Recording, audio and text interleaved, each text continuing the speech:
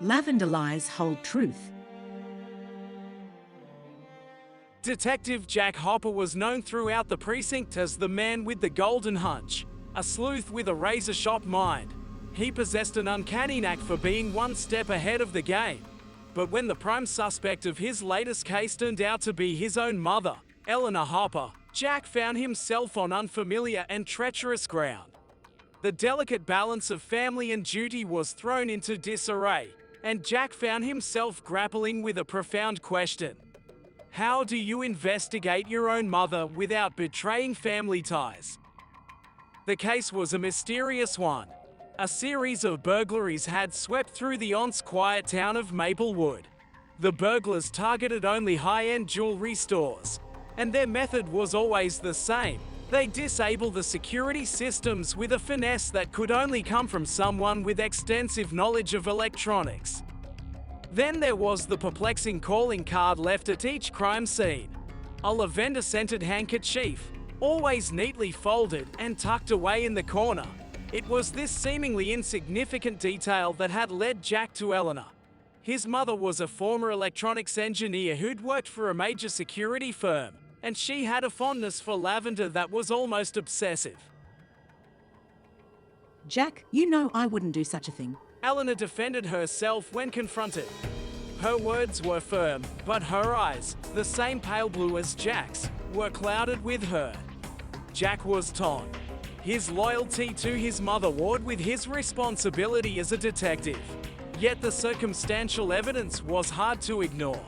He decided to tread lightly, delving into the investigation with a new level of caution. He started by going through his mother's belongings when she was away, a task that felt like a betrayal. He found nothing incriminating, but the lavender handkerchiefs in her drawer were identical to the ones found at the crime scenes.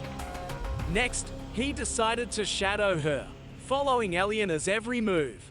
Day after day, he watched her, desperately hoping to find something that would prove her innocence.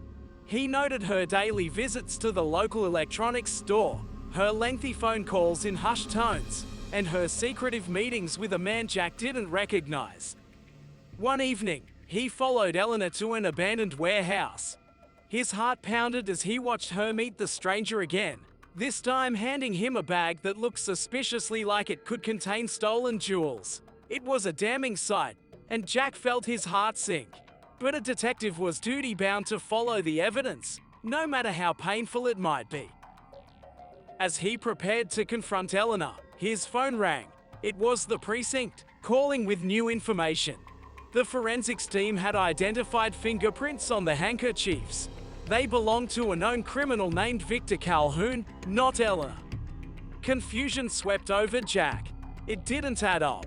Then, the pieces fell into place. The secretive meetings, the electronics store visits, the hushed phone calls. Eleanor wasn't involved in the burglaries. She was trying to solve them herself. Jack confronted Eleanor again, this time with a different set of questions. Eleanor sighed, her shoulders sagging with relief.